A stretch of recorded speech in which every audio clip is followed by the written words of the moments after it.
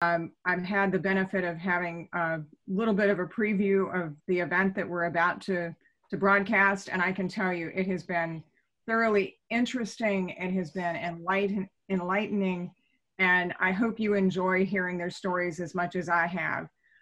Today with me, I have Ms. Claire Davis. She's a digital officer from Cork City Council. I also have Ms. Aisling Hyland. She is the digital strategy manager and broadband officer for Fingal City Council.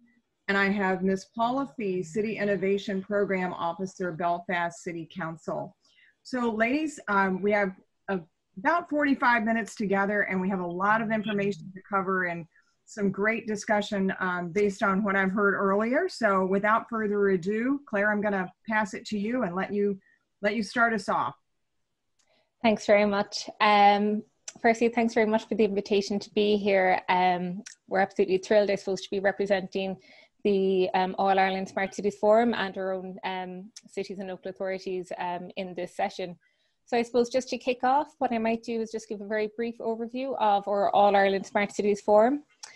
This is a forum that was created back in about 2015, early 2016, and it's a forum of smart city practitioners. So these are individuals from local authorities around Ireland who were all interested in the smart cities area and who all started to come together and who saw the benefits of collaboration, of knowledge sharing, sharing the successes and also some of the challenges.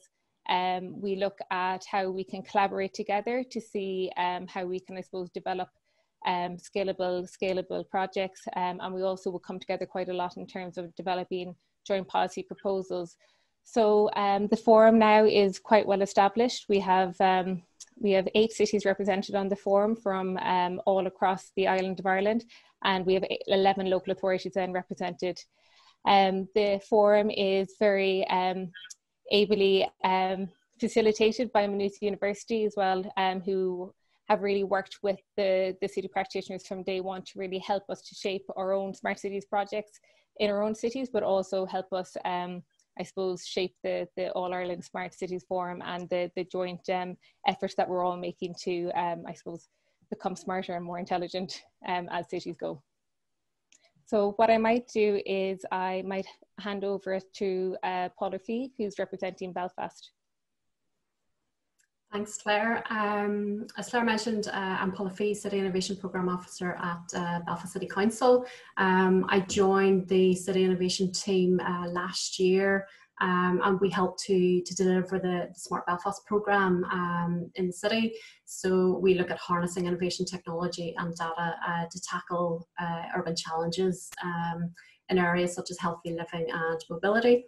My background is in digital tech, local government and tourism. And just as a bit of context for the city of Belfast, we are the capital city of Northern Ireland. The region has a population of around 1 million. In years gone by, Belfast was a world leader in industries such as shipbuilding, but today we are leaders in areas such as cybersecurity, fintech, software development, and our knowledge economy is one of the fastest growing in the UK. Some of the key areas, I suppose, as a city that we're kind of focusing on at the moment, obviously during the current climate economy is extremely important, and we're looking at how do we use digital innovation to create a sustainable and inclusive economy. We want to increase jobs, we want to attract further investment and create new tech clusters in the city, and we want to build on our existing digital innovation strengths, but we also want to adapt to the current climate with COVID, which has obviously affected cities right around the world, and how do we recover our economy in a more sustainable way going forward. Things like mobility is also a key issue that we're looking at in Belfast. We are quite dependent on our private cars in the city, so traffic congestion, air pollution are key challenges. And although there have been major developments in our public transport systems, including electric and hydrogen vehicles, we need to better understand mobility flow in the city and trial more sustainable modes of transport. And probably another key area that we're looking at is healthy living.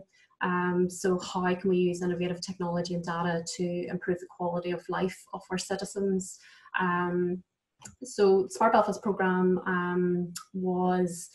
the Smart Belfast team was developed in 2017. So we've delivered about 50 different projects over the last 3 years. And that's in all types of areas: air pollution, tourism, mobility, healthy living, management of public services. And we've collaborated with a number of other cities in the All Ireland Smart Cities Forum, including Dublin City Council, on a few projects, including tackling last mile delivery, which is like traffic congestion and air pollution, and also the management of parks and open spaces. How do we use technology and be smarter with our resources? In Belfast itself, we are currently working with key city stakeholders to finalise our plans for £350 million of investment in digital innovation projects.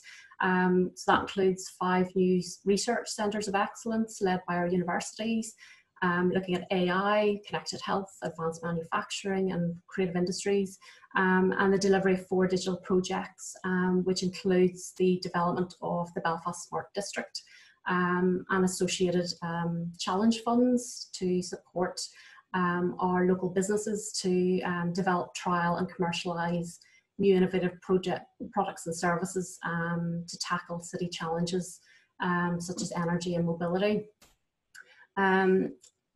Through the All Ireland Smart Cities Forum, we've obviously had a good collaboration with our fellow cities, but in Belfast we've recently created a Belfast Digital Innovation Partnership, which includes the Belfast anchor institutions, so Belfast City Council, Belfast Harbour, our 2 local universities and others who are massive asset owners in the city, but also would be leaders in digital innovation in their own fields. So it's about then creating a more inclusive and sustainable economy in our city, which is underpinned then by digital innovation going forward. And that's supported then by our newly appointed Belfast Digital Innovation Commissioner. So she is working with our industry and key stakeholders to grow Belfast's strengths and global reputation as a place to invest in digital innovation. So I will pass over to Aisling to give you a bit of an insight of her area in Dublin. Thanks, Paula. Yeah, so just to give some context of where Fingal is, especially in relation to Dublin. So first of all, I'm Aisling Hyland. I'm Digital Strategy Manager with Fingal County Council. And I'm Broadband Officer for the Council as well. I joined the All Ireland Smart Cities Forum in 2018, but Fingal was one of the founding members, so they joined before I got there.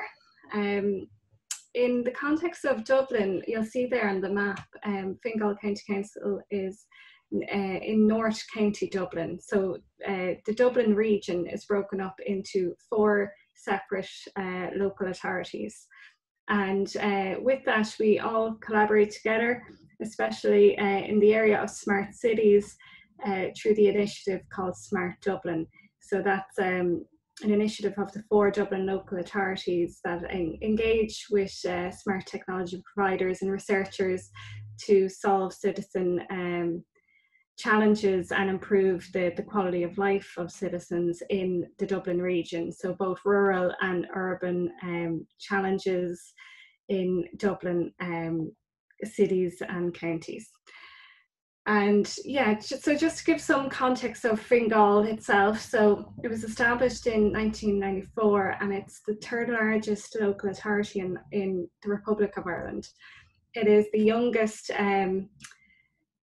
county in Ireland, youngest population and fastest growing. So it has quite a lot of challenges with that rapid growth. We have Dublin Airport and lots of innovative tech clusters and innovation hubs, everything from pharmaceuticals to high technology businesses.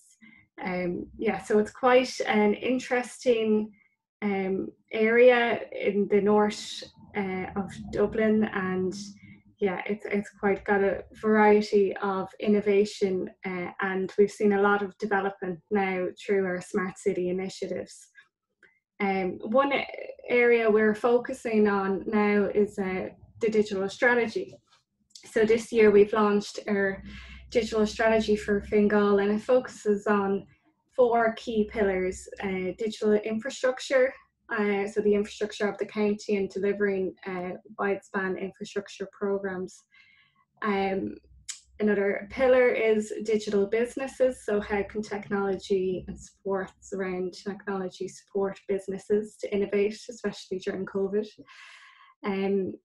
Digital community is another core pillar, and we're focusing particularly on developing a smart district in Balbriggan, which would be that big black dot at the very north of the county is Balbriggan. So we're looking at developing a district all around community initiatives, focusing on the community well-being of a town. Balbriggan is one of the most fastest growing towns in Ireland at the moment. So looking at how can technology improve quality of life there. And then the other core pillar of the digital strategy is digital government. So the services we provide as local authorities, delivering them in a more efficient and effective way for citizens. So that's kind of a very short summary of Fingal, of where we sit in the realm of Dublin and of Ireland, and some of the initiatives that we are focusing on this year and for the next couple of years. With the All-Ireland Smart Cities Forum, we've been able to collaborate with a number of cities through smart district or smart projects. Everything from, like Claire had mentioned earlier, community engagement initiatives to mobility hubs, all around mobility of citizens and infrastructure. So there's lots of collaboration with the forum, and yeah, we're just rolling out a number of projects now. I think we have 48 in our digital strategy, so we've plenty to get talking about. So yeah, that's just a very short overview, and I'll hand over to Claire. Thanks. Thanks, Aisling. So I'm going to come back again just to talk about my own city, which is the city of Cork, which is located in the southwest region of Ireland. Cork is the island's, I suppose, third largest city. It has a population of about 210,000 inhabitants. A couple of fun facts: it has Ireland's second largest port, Ireland's second largest natural harbour after Sydney. And I suppose it's known as Port City, or city motto. I suppose leads very nicely into some of the areas that we're focusing on in terms of our smart cities development. Obviously, climate action being a port city is of huge importance to us. And we're looking at lots of different projects around the climate action area in both mitigation areas and also adaptation areas. Everything from reduction of carbon through community schemes, increasing energy efficiency, looking at renewables, looking at EVs. I recently launched, I suppose, Ireland's largest local authority fleet of EVs in 2020. Other areas that we're very interested in would be in the areas of lifelong learning. So Cork is a UNESCO learning city, and we're also a WHO healthy city. So I suppose we're always looking at the citizen engagement, looking at I suppose the impact of smart cities and smart city projects on our citizens, and trying to work with our citizens to understand what type of projects we should be implementing in terms of what we can do to improve their quality of life. So we have a few projects in the areas of citizen engagement, looking at how we can reimagine the city and take it back for the citizen, looking at improving our ongoing consultation through digital mechanisms, looking at digital services. And I suppose a lot of these areas of interest have been rapidly promoted recently due to COVID-19. So the digitization of public services is something that has really advanced very rapidly in Cork City, as it has in all cities, and that brings up a number of areas of interest as well for our Smart City programme in terms of digital inclusion and the increasing digital divide. And I suppose we would work collaboratively with other cities on trying to identify more appropriate or more innovative solutions to help us, I suppose, to help us implement new solutions to solve some of these challenges. So Cork is a member of the Cork City is a member of the Cork Smart Gateway, which is very similar to the Smart Dublin initiative that Aisling mentioned. It is I suppose, a Cork region collaboration with the City Council, the County Council, Nimbus Research Centre, CIT, University College Cork, and the Tyndall National Institute. So it's a really nice collaboration between our research institutes and our local government bodies. And I suppose together we're trying to, I suppose, access the knowledge of the academic institutions and combine them with the challenges of the local government bodies to try to come up with new and more innovative ways to solve problems. Through that forum, and I suppose through our own work in Cork City Council, we'd also engage quite a lot with the business industry on different projects. We have a number of really exciting clusters in Cork that we work with. So we have a strong business cluster in energy, IT, and also cybersecurity. So we do a lot of work with companies from those clusters as well in terms of trying to implement different projects. From, I suppose, a more national point of view, Aisling mentioned the project that Cork City and Fingal were involved in. So that was really looking at trying to reach the unheard voices in both of our local authority areas. And that was a really exciting project that we engaged on. And from, I suppose, a more international point of view then, we're constantly looking outward. So we are involved in quite a lot of European projects and networks. We're currently kickstarting a project with the European Union. We're part of the 100 Intelligent Cities Challenge, which I suppose a little bit in a kind of similar way to the All Ireland Smart Cities Forum. It's trying to bring together cities and primarily second or third cities, not necessarily the very big cities, and helping them to work through some of their smart city issues, while also learning from some of the more advanced cities and some of the larger cities who may have done it all before us. So I suppose that's a very whistle-stop tour through Cork and maybe some of the areas that we're looking at, and we might get into a little bit more then maybe through the discussion. Ladies, thank you. That's fascinating to hear all of the different types of activities that you're involved in. The number of projects is amazing that you've got all of those going on simultaneously. Having worked in state government, I understand sometimes how difficult it can be to get governments to move at a rapid pace. And so when I hear you talk about having 20 or 40 different projects underway simultaneously, that's an amazing challenge in and of itself, just to keep all of those going in the right direction.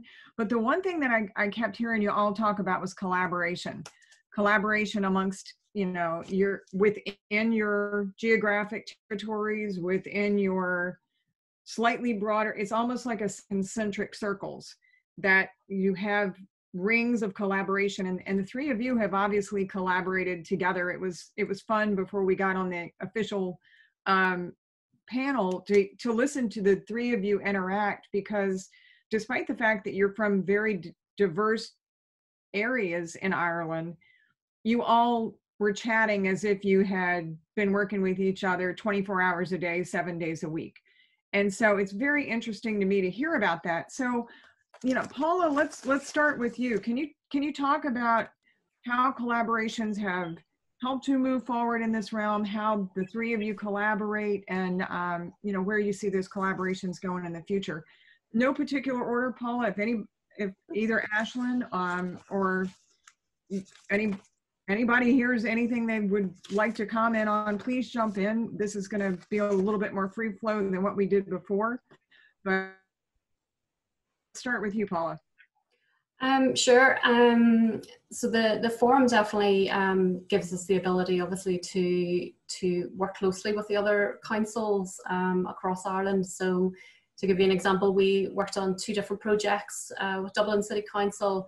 One of the projects, Dublin led on it, and they were the lead partner, and Belfast more or less were supporting it with funding so that we could then share in those learnings. And that one was looking at last mile delivery. And the other project, Belfast led on it. So it was our Amazing Spaces, Smart Places project, which was looking at the management of parks and open spaces and kind of dealing with issues like antisocial behaviour, but also just managing our resources to do with open spaces. And again, we led on that particular project, and Dublin then provided certain funding. So it's a good way to make the best use of our resources and share the best practice from each city. But the forum itself, you know, everybody knows each other quite well. We meet on a regular basis, and there's that ability then just to pick up the phone and actually talk to them about maybe an issue that you're having, a challenge that you're having, and you're wanting to know what if they have the same one in their council, how did they deal with it in their city? Do they have any kind of recommendations? And that could be anything from applying for things like European level funding and so forth for certain projects that other cities have maybe gone through that kind of process before, or it could be to do with actual themes and so forth to do with mobility or electric vehicles and so forth. What's been their experience, what's worked, what hasn't worked, and where can we actually learn. But also just that we are tackling all similar types of challenges. So it's nice to be able to talk to other people who are in the same shoes. You're not there by yourself, kind of trying to, you know, fight the world, I suppose you could say. You've got a lot of potential issues and challenges in cities under the kind of smart cities umbrella of a theme. So it's nice to be able to look at different cities and have that relationship to I suppose look at it from a different perspective. Yeah, I'd definitely agree with you there, Paula. I find that in extending, you know, pilots or trying to get a pilot off the ground where we can reference another city, and this is probably where the forum really comes to itself, by seeing other projects, by learning what has worked, what hasn't worked in the context of Ireland, because sometimes you might hear of a pilot project in a European city and it might not have the same resonance as a project for Ireland. Once we can reference and learn from a piloted smart city project, it's definitely beneficial to all members of the forum, and even for the local authorities in general in Ireland. You don't have to be a city to start trialling a smart city or a smart regional project in a town or a village. So I think the collaboration of the forum is really good for learning about what's going on in the other cities, and then learning from that and even using it as a reference point to start that type of a project in your own local authority. So that's where I feel truly that we've benefited from the forum, definitely. And I suppose just to jump in there as well, I suppose the smart city projects and areas that we're all looking at, they're all new areas really for local authorities. I mean, traditionally, you know, local authorities were not in this kind of tech space. So trying to implement something, you know what, we may not always get it right the first time, but we have a much higher chance of getting it right, or for one of our cities to get it right if we start learning from, say, even some of the failures that may have come before us.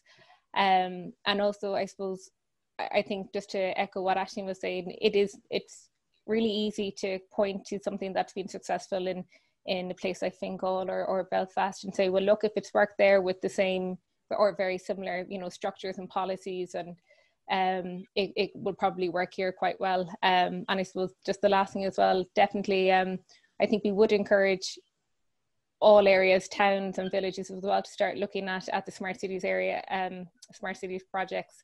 They don't have to be for cities, they can be for everyone. I mean, there's some really, really exciting smart agriculture projects out there as well.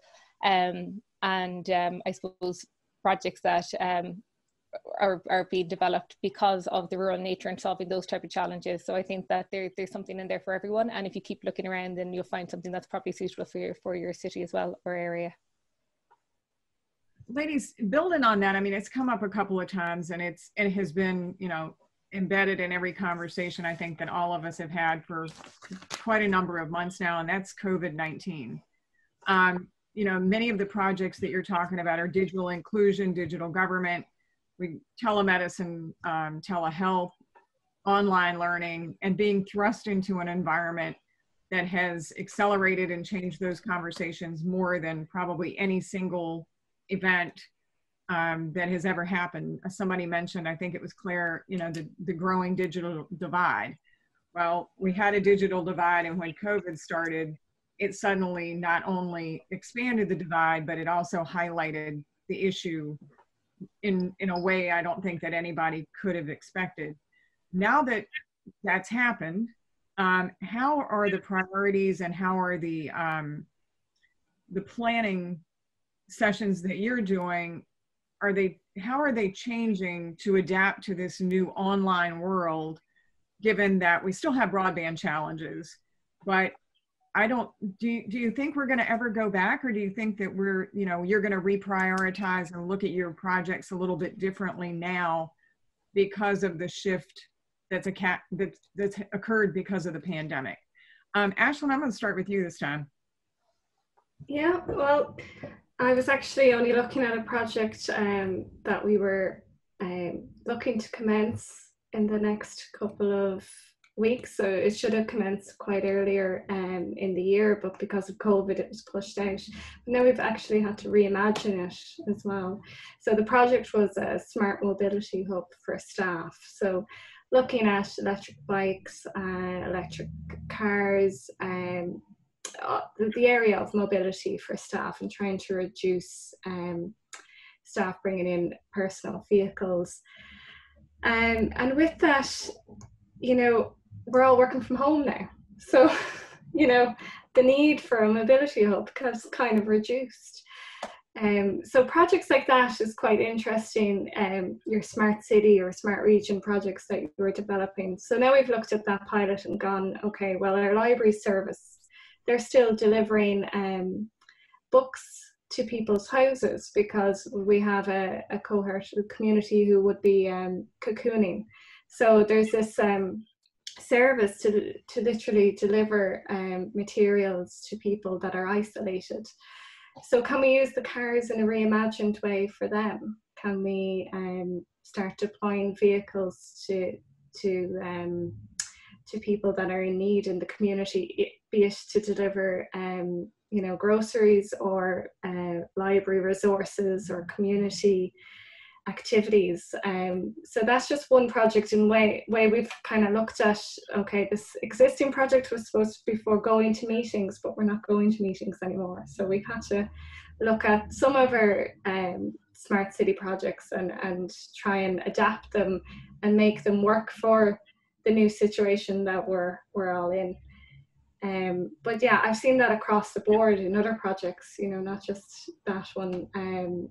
That we've even, so around the area of public consultation, we normally hold events, you know, in-person events if we're developing a public realm project and we need the communities and the citizens' feedback in that. So now we've obviously looked at making that more online and engaging communities in formats similar to this, where, you know, we're presenting the materials and getting their feedback and trying to reach as many people as possible, but always kind of knowing that not everyone has access to this technology. So we do have to find other ways, be it leaflet drops, even though we want to reduce paper as much as possible, but you know, we are conscious that not everyone has equal access to technology and resources. So Claire, tossing it over to you for a second, are you seeing similar type realignments and challenges in your area?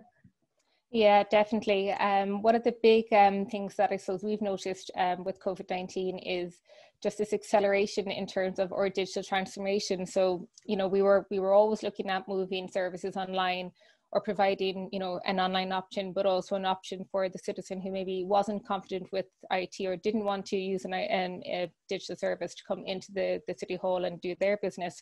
Whereas now we've done massive acceleration and we've been really focused on trying to put as many services up online, which is absolutely brilliant. And, you know, I have a digital strategy, which I'm just ticking off items that I thought would take an awful lot longer to be done.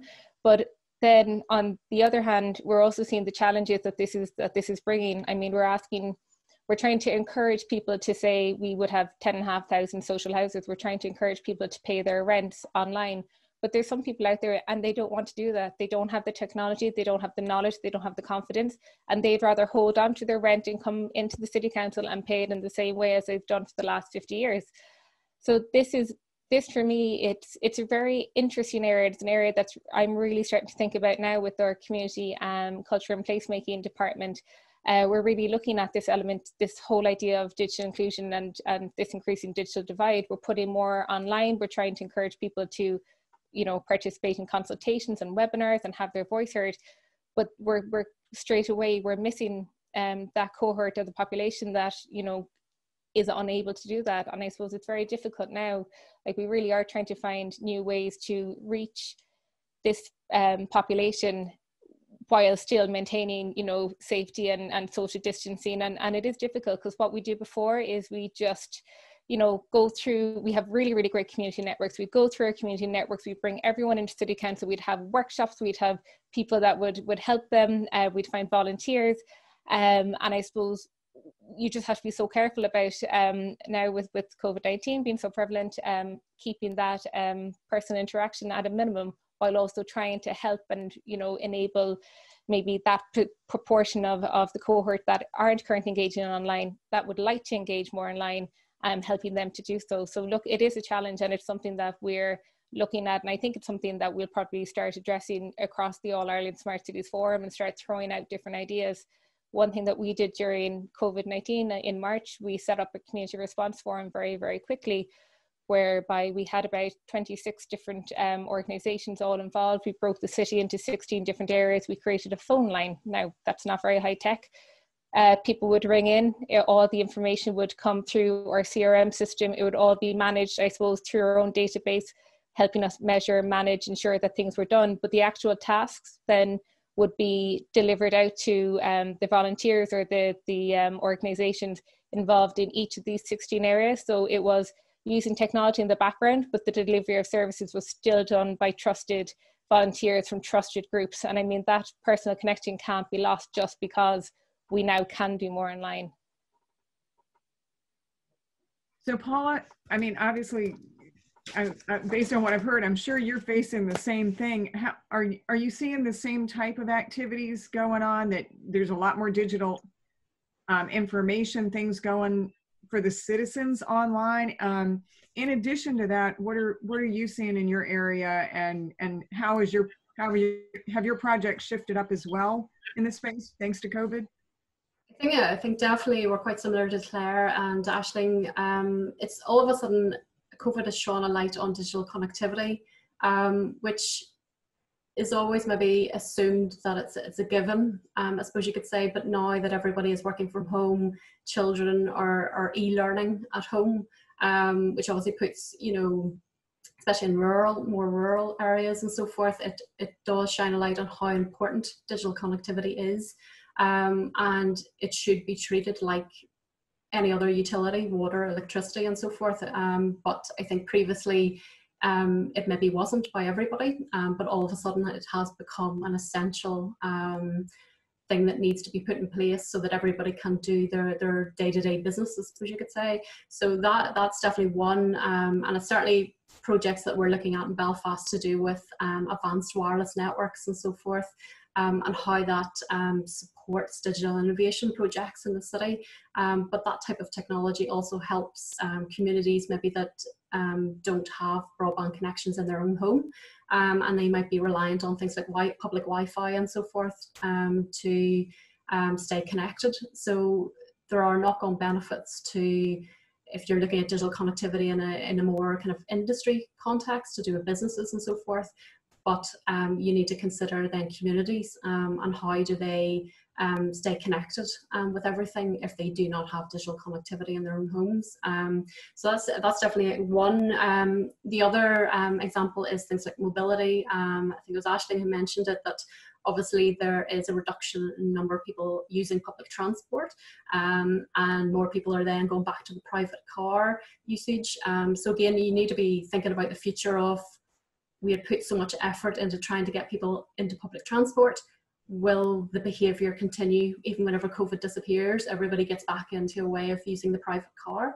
So we're currently working with a project with Belfast Harbour, looking at a trial of e-scooters as alternate modes of transport if people are put off using public transport like buses and trains. So you kind of have to look at it a different way, because there's now different behaviour from people travelling to and from the city, and obviously a lot of people are working from home, and I would say as well the sustainability. So we have a commissioner for resilience, and we had a consultation just before COVID, which was our resilience strategy, and this before COVID came out, and it was a consultation for the strategy. And we obviously had to extend the strategy consultation period because COVID, even though pandemic would be considered as part of resilience and emergency planning and so forth, but all of a sudden it was the number one, I suppose, threat to our economy, our way of life, and everything that we were looking at. So it's rethinking how do we make our cities more resilient in the future, and what needs to be put in place to try to minimise the impact on things like the economy. And then I would say as well, it is all of a sudden fast-tracked people's digital skills. So previously, people may not have used video conferencing technology and so forth before, but all of a sudden it is your key way of keeping in touch, whether it's with family or with your colleagues and so forth. So it shines a light on there is still gaps in digital skills in that area. And we need to be aware that certain generations, younger generations, are maybe more likely to adopt an awful lot quicker. But we need to remember that older generations maybe need additional support to encourage them to use things like the internet and different types of technology and communication methods. So there is a skilling up in that area that has been fast-tracked. And I would also say the other side of the skills agenda is those industries that have been heavily impacted by COVID. We need to provide ways to maybe reskill those people to help support them if they have to move to a different industry while their own industry recovers over the next few years. So things like tourism and so forth will take a while to actually recover. So how do we provide employment for those people? And how do we maybe use their skills in a different industry, but upskilling and applying it in a different way? I think one of the interesting points that have come through out of everything that you've said is because you're involved in a smart cities initiative, regardless of whether you're a very suburban, urban city or community or a rural area, by having those initiatives already underway when COVID hit, it gave you a leg up toward being able to deal with the challenges that were in front of you and to be able to springboard those into solutions and recovery for the future, because it didn't come cold. You were already having those conversations about transportation and digital infrastructure. And we just have a couple minutes left. I would be remiss if I didn't point out the fact that I just cannot thank you all enough for the fact that you are women that have stepped up, that are leading these smart cities initiatives. It is, I think, an evolution that we have seen. I think all of us have been in our careers long enough that we don't always see a panel of all females. And so I think as we evolve, not only through technology and infrastructure and the way we do business, we're also starting to see an evolution in the leadership in these initiatives. And I would ask you, just as we close out, have you seen the value of your position enhanced as all of these challenges have started to come faster? They've come more heavily, as we've all talked about, because of COVID. There's a brand new push into all these areas.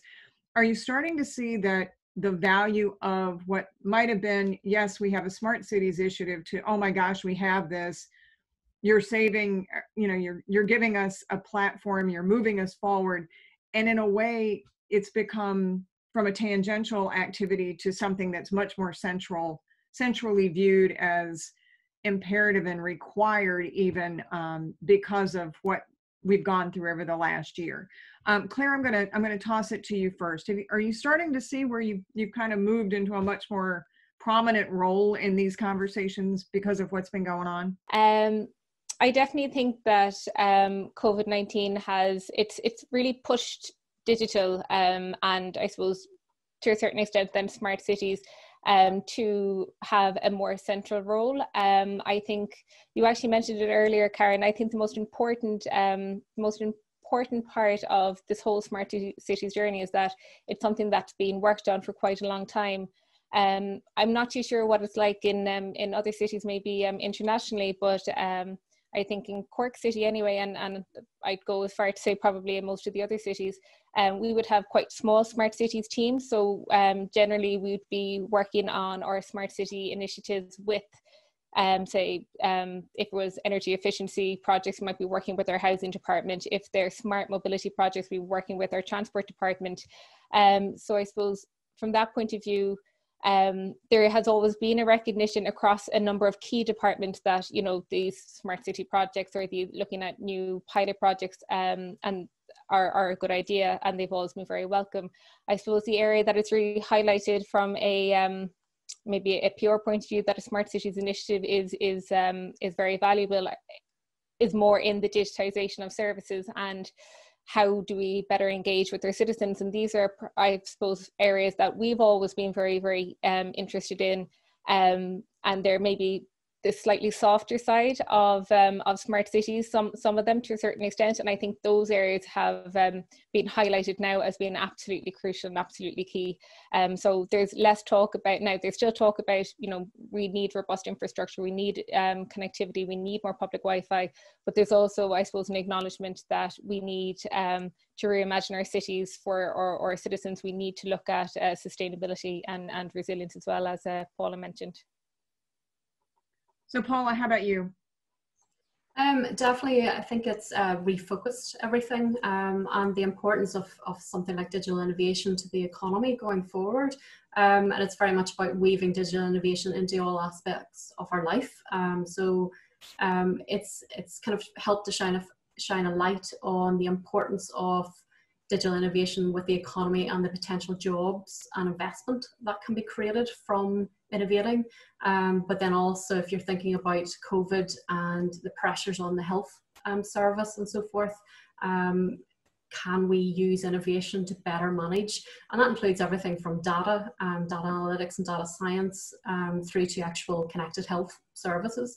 So I think all of a sudden it's become more focused as to the needs of what we do in building up a digital innovation ecosystem and providing the right environment to allow all of that to happen.